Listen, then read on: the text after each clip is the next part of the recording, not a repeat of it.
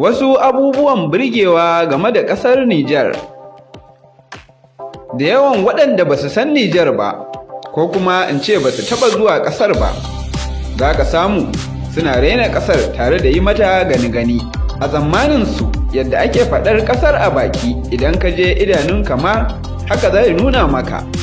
Sai dai kuma idan ka je za ka riski ƙasar ne saɓanin yadda ake faɗinta. Ƙasar Nijar tana da dokoki da tsari wanda mu a nan Najeriya ba mu da su. Ko a ɓangaren bin doka da oda, 'yan ƙasar Nijar sun zarce na Najeriya.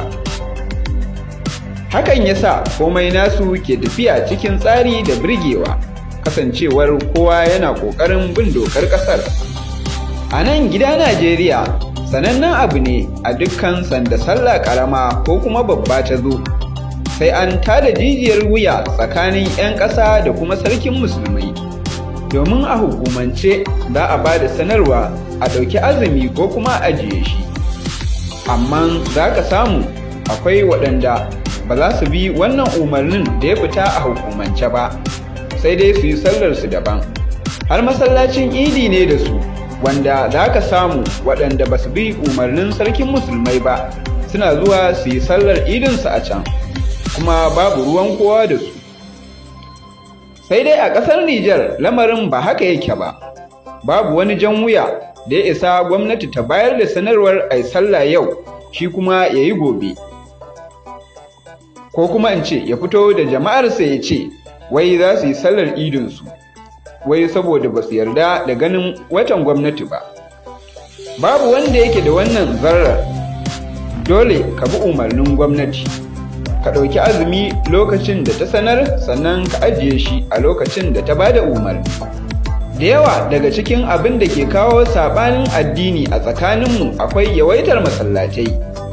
Nan sai ka ga an gina masallaci guda 2 ko 3 a tsakani, sai ka sake ganin ginin wani masallacin.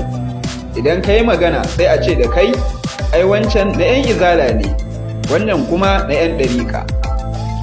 A ƙasar Nijar, duk kuɗinka baka isa kai tsaye ka gina masallaci ba, har sai gwamnati ta auna ta ga wurin ya dace a yi masallaci ko bai dace ba.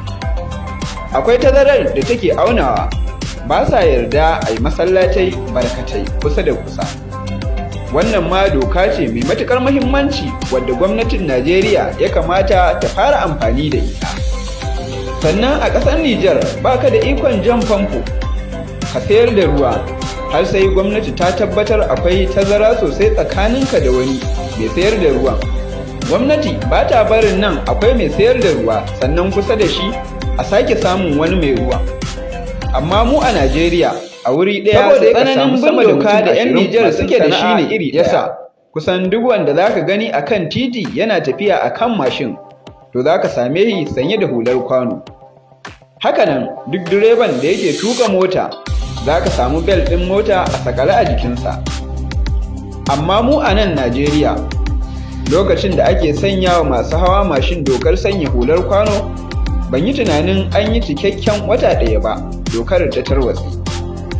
Hakanan masu mota idan kaga sun sanya bel a jikinsu, to sun hango jami'an da ke kula da titi da ababen hawa ne. Masu mulki a ƙasar Nijar ba su damu da gina gidaje kamar yadda masu mulki a nan Najeriya ke ginawa ba. Za ka yi mamaki idan na ce da kai gidan da ɗan majalisar tarayya a Najeriya zai gina nasa na kansa, to shugaban ƙasar Nijar ba zai gina shi ba. Ko ka san dalili? Shugabanninsu ba su kasance kuraye kamar namu ba. A ƙasar Nijar babu tsarin biyan haya duk shekara. Kamar yadda za ka biya kuɗin wuta ƙarshen kowanne wata, ka biya kuɗin ruwa duk wata, haka za ka biya kuɗin hayar gida ƙarshen kowanne wata. Sannan ka zo ka biya kuɗin hayar shagonka na kasuwa a kowanne wata. Wani babban abin burgewa game da ƙasar Nijar, babu ruwansu da amfani da sola. Ba sa amfani da injina.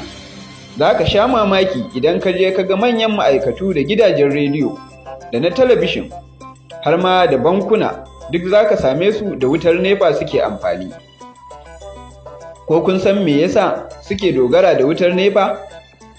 Saboda a ƙasar akan shafe kwanaki masu yawan gaske ba tare da an ɗauke wutar nefa ba. Idan ma an ɗauke ɗin cikin 'yan mintuna kaɗan ake dawo da ita. Duk wani ɗan Nijar yana alfahari da ƙasarsa tare da kishinta, amma mu a nan Najeriya mu ne muke zagin ƙasarmu da kanmu. Ba a zaɓen gwamnoni a ƙasar Nijar, sai dai shugaban ƙasa ya naɗa su dukkansu. Dukkan ma'aikacin gwamnatin da aka samu da laifi, musamman a cikin jami'an tsaron ƙasar, to idan aka tashi tuhumarsa ko hukunta shi, akan yi masa hukunci mai tsanani fiye da na wanda za a yi wa marar laifi ko kuma marar ƙarfi. Hakika ƙasar Nijar tana da abubuwa da yawa na burgewa wanda suka sha bamban da ƙasar Najeriya. To jama'a, a nan za mu dakata, mu kasance tare da ku a wani sabon shirin. Idan wannan ya yi muku, ku danna shiya sannan ku bayyana mana ra'ayinku.